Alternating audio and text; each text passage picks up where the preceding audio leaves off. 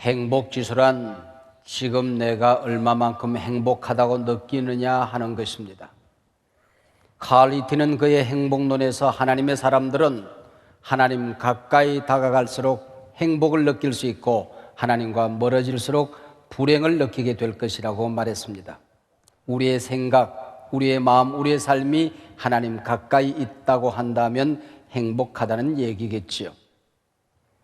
여러분 행복하십니까? 청교도들이 신앙의 자유를 찾아 영국을 떠날 때 두 척의 배 에서더호와 메이플라워호가 준비되어졌습니다. 당시 잘 사는 곳, 살기 좋은 땅으로 알려진 남미로 가려던 사람들은 에서더호를 탔고, 오직 신앙의 자유, 행복한 신앙을 원했던 사람들은 메이플라워호를 타고 미개척지 아메리카로 갔습니다. 남미로 갔던 사람들은 신앙의 기쁨도 여유로운 삶도 다 잃어버렸습니다. 그러나 행복한 신앙생활을 찾았던 사람들은 오늘의 USA, 미국을 건설했습니다. 여러분이 지금 찾아 헤매는 그 종착점에 무엇이 기다리고 있을까요? 여러분은 무엇을 보고 살아가십니까? 독일 우화 중에 이런 이야기가 있습니다. 한 임금이 두 신하를 불렀습니다. 한 신하에게는 우리나라에 잡초가 얼마나 있는지 조사토록 했습니다. 또 다른 한 신하에게는 우리나라에 꽃들이 얼마나 널려져 있는지 조사토록 했습니다. 1년이 지난 후 잡초의 종류를 연구하던 신하는 우리나라는 온통 잡초 나라입니다. 온 나라가 잡초로 뒤덮여 있습니다 라고 보고를 했습니다. 꽃을 찾아 나섰던 신하는 우리나라는 온 국토가 수많은 꽃으로 뒤덮여 있습니다. 지금 우리는 꽃동산에 살고 있습니다 라고 보고를 했습니다. 여러분은 지금 잡초와 함께 살고 있습니까? 아니면 꽃과 함께 살고 있습니까? 오늘 여러분의 눈에는 잡초가 보입니까? 아니면 꽃이 보이십니까? 사람이 어떤 마음과 어떤 눈으로 세상을 보느냐 여하에 따라서 얼마든지 세상은 다르게 보일 수 있다는 뜻입니다. 오늘 본문은 시편 1편입니다. 히브리인들은 가장 중요한 것, 특히 강조하고자 하는 내용을 앞에 놓는 습관이 있습니다. 그런 점에서 시편 1편은 시편 전체의 주제요 서론이라고 할 수 있습니다. 그 주제는 행복한 사람들입니다. 그래서 오늘 설교 제목이 행복한 사람들입니다. 옛말에 망하는 놈은 뒤로 넘어져도 코가 깨지고 복 있는 사람은 앞으로 넘어져도 돈보따리 금덩어리 주워서 일어난다고 합니다. 경상도에서 목회하는 목사님이 그 마을 사람들에게 오늘 시편 1편의 말씀을 알아듣기 쉽게 하고 싶었던지 경상도 방언으로 번역해서 인터넷에 이렇게 올려놓은 걸 보았습니다. 복 있는 사람은 이제 못된 얼라들의 꼼수를 따라가지 않는기라. 그렇고 죄를 짓는 얼라들과 함께 놀지도 않고 모가지 빳빳하게 힘주고 어시되는 눈꼴 사나운 얼라들 사이에 꼽사리 끼지도 않는기라. 니는 어떻노? 내 말 잘 듣거래. 그런데 복 있는 사람은 이제 죽으나 사나 여호와의 율법을 억수로 좋아하며 밤잠도 안 자고 그 율법을 막 깊이 묵상하는 사람이 아닌게배. 그 사람은 또랑가에 심어놓은 나무가 사시사철 먹음직스러운 열매를 맺고 그 이파리가 시퍼런 것 같이 그 하는 일들이 모두 다 억수로 잘 되는 기라. 악인들 가들은 바람에 펄펄 날리는 건물과 같은 기라. 억수로 안 됐지. 그렇기 때문에 나쁜 얼라들은 불구덩이 심판을 배겨내지 못하고 죄를 짓는 얼라들이 의로운 사람들 틈에 꼽사리 낄 수도 없다 아이가. 참말로 의로운 사람들의 길은 여호와께서 복을 주시지만 나쁜 얼라들은 끝장나는 기라. 니들도 조심하거래. 알겠지? 알겠지? 진실하게 자기 자신에게 물어보십시다. 난 참 행복한 사람인가? 여러분이 아는 사람 가운데 어느 정도가 되면 행복할 것 같습니까? 여러분의 이상적으로 생각하는 그 사람 가까이 가서 보면 우리와 똑같은 문제 가지고 살아갑니다. 아픔, 근심, 염려, 걱정 다 그들에게도 있더라고요. 사람들은 어떤 환경, 어떤 여건을 얻으면 행복할 것이라고 생각합니다. 조금 더 가지면, 조금 더 배우면 행복할 것이라고 생각을 하지요. 우리나라에 제법 잘 사는 사람들 100여 명, 최고의 학위를 가진 사람 100여 명을 모아놓고 물었더랍니다. 참 행복하십니까? 87%의 사람들이 No, 아니라고 대답을 했습니다.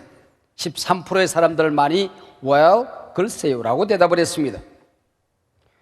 미국 워싱턴 소니엠 박물관에 가면 세계 최고의 다이아몬드가 소장되어 있습니다. 인도산 45캐럿 다이아몬드의 이름은 호프, 희망의 다이아몬드입니다. 근데 이 보석을 소유했던 모든 사람들은 한결같이 비극적인 종말을 맞이했습니다. 첫 번째 이 보석을 소유했던 사람 페르시아 총독은 이 보석을 도둑들에게 빼앗기고 그 자리에서 살해당합니다. 두 번째 소유자는 페르시아 국왕이었습니다. 그도 역시 반란군에게 처형을 당합니다. 세 번째 소유자 프랑스 루이 14세에게 넘겨졌으나 그도 단 한 번 목에 걸어보고 천연두에 걸려 죽습니다. 이어 왕비 마리앙 또 아네트의 소유가 되었습니다. 그녀도 단두대 이슬로 사라지지요. 결국 이 보석은 영국 최고의 재벌 헨리 필립 호프에게 넘어가 자기 이름을 따 희망의 다이아몬드가 되었으면 좋겠다 생각해서 호프 다이아몬드라 이름을 붙였지만 이날부터 호프 가문은 몰락을 합니다. 두려움에 아무도 이 다이아몬드를 소유할 사람이 없었던지 미국 워싱턴 소니엠 박물관에 보관하게 되었다고 합니다. 그럴 것 같으면 놔주지 하고 여기 한 사람 저기 한 사람 눈이 반짝 빛났습니다. 가지고 싶은 것 가져보면, 남들보다 좀 더 가지면, 남들이 갖지 못한 것 가지면 우리는 행복할 것이라 생각을 합니다. 그러나 기억하십시오. 어떤 여건이, 어떤 환경이, 어떤 소유가 나를 행복하게 하는 것 아니라는 것입니다. 행복은 나 자신 안에 있습니다. 복된 환경이 있는 것이 아니라 복된 존재가 있는 것입니다. 오늘 본문 잘 보세요. 복 있는 사람은 no, 복 가진 사람은 no, 그런 말 없습니다. 복 있는 사람은 have 동사가 아니라 be 동사, 존재로 설명하고 있습니다. 제게 사람들이 봄, 여름, 가을, 겨울 가운데 어떤 계절을 제일 좋아합니까? 라고 물어보면 저는 언제나 한결같은 대답을 합니다. 사시사철을 좋아합니다. 여러분, 봄에 막 돋아나는 새싹들의 연초록빛을 아십니까? 저는 그 빛을 미치도록 좋아합니다. 여름에 울창한 숲을 보느라면 생기가 용솟음 차오릅니다. 가을의 단풍과 쌀쌀한 날씨, 풍성한 열매는 내 인생의 의미와 보람을 가져다 줍니다. 겨울날 쨍하고 추운 날씨는 정신이 번쩍 들어 좋습니다. 밤이 길어서 묵상하기 좋고 공부하기 좋아서 좋습니다.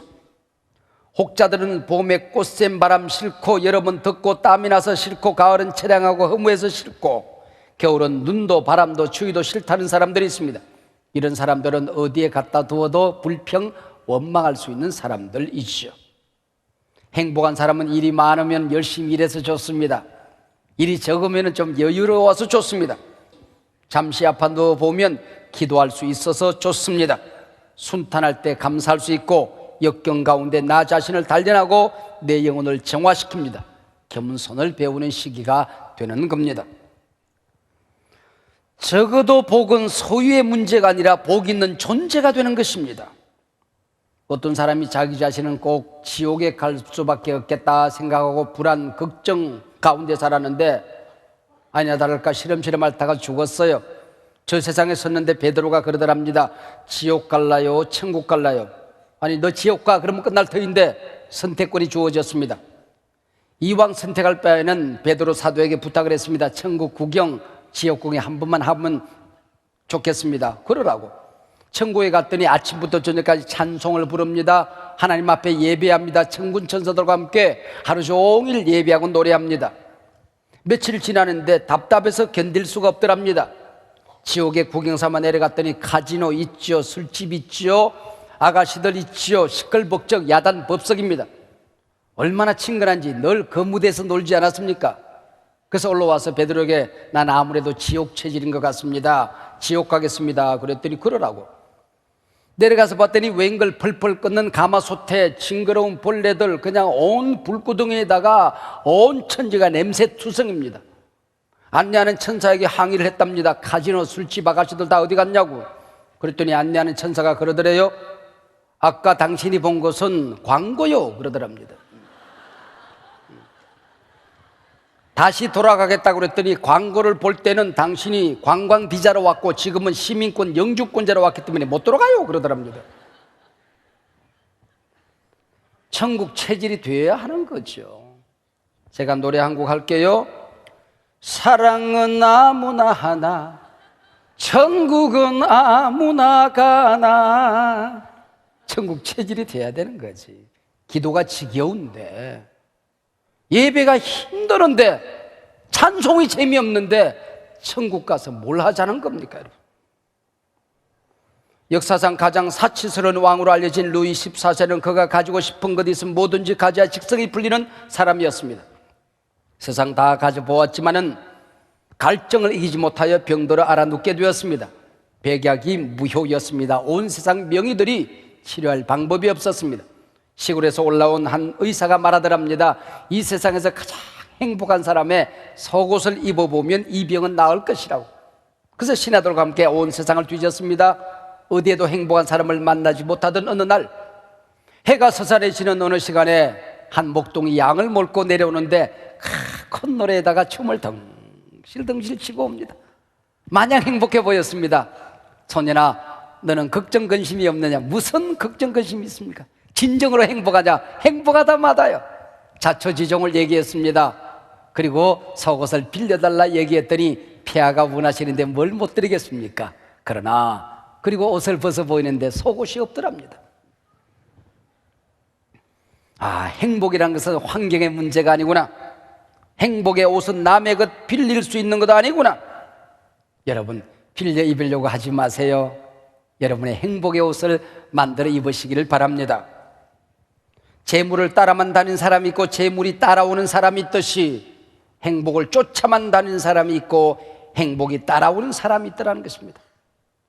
내가 복 있는 존재가 되고 나면 행복이 따라오는 것을, 오늘 본문을 잘 살펴보면 복 있는 존재가 되고 나면 내게 어떤 권세가 주어집니다.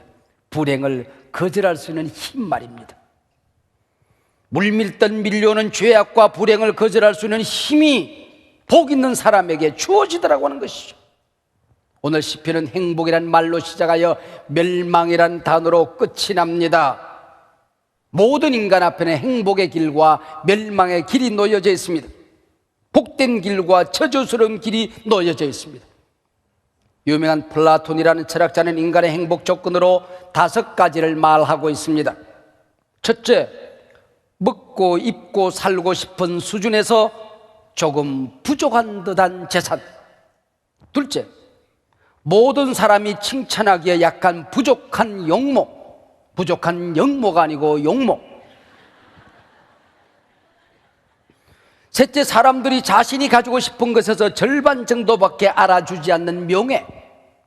넷째, 겨루어서 한 사람을 이기고 나면 두 사람에게 질만한 체력.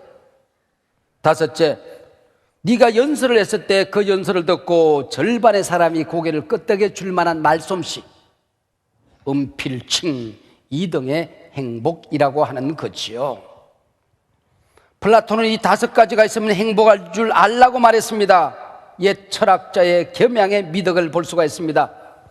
플라톤이 생각하는 행복의 조건이라는 완벽하고 만족할 만한 상태에 있는 것이 아니라 조금은 부족하고 조금은 모자라는 상태를 말합니다. 무슨 말인지 아시겠습니까? 항상 기도하지 않고는 살 수 없는 사람을 말하는 것입니다. 기도하지 않고는 어떤 한 문제도 해결되지 않는 사람, 기도하지 않고는 하루도 온전하게 넘길 수 없는 사람, 그가 행복한 사람이라는 것입니다. 여러분, 기도거리가 있을 때 행복한 줄 아시기를 바랍니다.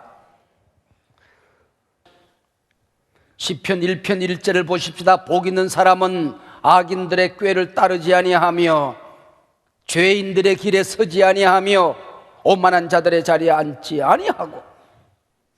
1절은 히브리 문학에서 가장 탁월한 기법 중 하나인 삼중병행절을 쓰고 있습니다. 첫째는 따르다, 서다, 앉다라는 동사 병행이요, 둘째는 꾀, 길, 자리라는 병행입니다. 셋째는 악인, 죄인, 오만한 자라는 병행입니다. 망하는 자는 악을 머리로 생각하다가 행동으로 옮깁니다. 그리고 그걸 꾸역꾸역 따라가다가 자리 잡고 퍼지를 않습니다. 아예 그것을 즐기는 라이프 스타일이 되어버린 것입니다. 오늘 본문 1절 행복이 무엇이라고 말합니까? 악인들의 꾀를 거부해 보는 것입니다. 세상 사람들이 잘못된 길인 줄 알고 가는 그 길을 거절해 보는 겁니다. 너무나 편안하고 익숙해져 퍼져 앉아있던 그 자리를 들고 일어나는 것입니다. 잘못된 관행을 거절하는 것입니다. 세상의 문화를 거절하는 것입니다. 라이프 스타일을 하나님의 뜻대로 바꾸어 살아가는 것입니다. 당당함의 행복입니다. 내가 제대로 살고 있다는 자신감을 말합니다. 하나님의 자녀로서의 자존감을 지켜내는 것입니다. 내가 하나님 안에서 달라지고 있다는, 바로 이 행복을 말하는 것입니다. 내가 지금 예수 안에서 달라지고 있다.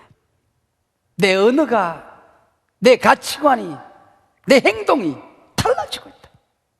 이 자신감을 말하는 것입니다. 복 있는 사람은 악인의 꾀를 따르지 않습니다. 복 있는 사람은 죄인들의 길을 걸어가지 않습니다. 복 있는 사람은 오만한 자리에 앉지 않습니다. 의로운 길을 걸어가는 사람들에게 행복의 열매를 주시겠다, 오늘 성경은 약속합니다. 복 있는 사람은 3절 시냇가에 심은 나무와 같다 말했습니다. transplanted, 좋은 것으로 누군가 옮겨 심은 나무 말입니다. 아무렇게나 버려진 나무가 아니라, 아무렇게나 사막에 토단한 나무가 아니라 누군가 의도를 가지고 심은 나무입니다. 하나님께서 여러분을 이 땅에 보내주실 때 분명한 의도가 있고 목적이 있고 이유가 있는 것입니다. 제게 한국교회를 살리라는 사명을 주셨을 때는 이 분명한 목적과 이유가 있어서 저를 이곳으로 심어주셨다 믿는 것입니다. 시냇가에 심은 나무도 모진 찬바람 맞습니다. 눈이 내리면 나뭇가지가 부러지기도 합니다. 시냇가에 심은 나무 같은 사람도 불경기, 불황, 어려움 다 당합니다. 고통을 겪을 수 있습니다. 의로운 길 종착점에 실패를 맛볼 수도 있을 것입니다. 질병을 앓기도 합니다. 우리가 당당한 진리의 길을 가지만 항상 좋은 일, 성공만 있는 것은 아닙니다. 그러나 시냇가에 심은 나무는 하나님이 열매를 주신다 말씀하십니다. 내가 기도하고 싶을 때 기도할 수 있는 사람, 은혜 받고 싶을 때 은혜를 받을 수 있는 사람, 성령님의 도움이 필요할 때 성령께서 도와주는 사람, 이런 사람이 시냇가에 심은 나무입니다. 시냇가가 무엇입니까? 예수님의 가슴에 인생의 뿌리를 내리고 살아가는 사람입니다. 성령의 능력으로 살아갈 줄 아는 사람입니다. 주의 말씀의 뿌리를 깊이 내리고 살아가는 사람입니다. 말씀의 능력, 기도의 능력, 성령의 능력을 알고 살아가는 사람입니다. 말씀의 뿌리 내리고 교회 중심의 자리에 뿌리를 내리고 살아가는 사람입니다. 이런 사람들에게는 환경 여하에 상관없이 시절을 쫓아 과실을 맺는다 말씀하셨습니다. 사랑하는 여러분, 여러분의 형편과 처지에 형통이 아니라 어려움이 있다 할지라도 주님이 인도하시는 선한 길을 걸어가면 반드시 나는 행복하다 고백할 수 있을 것입니다. 당신 때문에 나는 행복해요.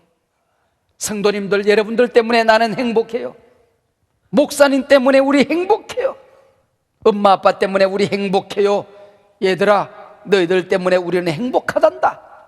우리 공동체가, 한국교회가 행복하기를 원합니다. 박영희님의 팽이라는 시를 읽고 오늘 저는 말씀을 맺으려 합니다. 옳게 한번 서보기 위해 아랫도리에 핏물이 든다. 채찍을 피하지 않는 저 당당함, 줄에 목을 메고도 포기하지 않는 저 뜨거움, 일어서고 싶거든 한 번은 사무쳐 보라. 바람 같은 원한이어도 좋다. 팽이는 서고 싶은 것이다. 어떠한 빙판 위에서라도 중심을 잃고 싶지 않은 것이다.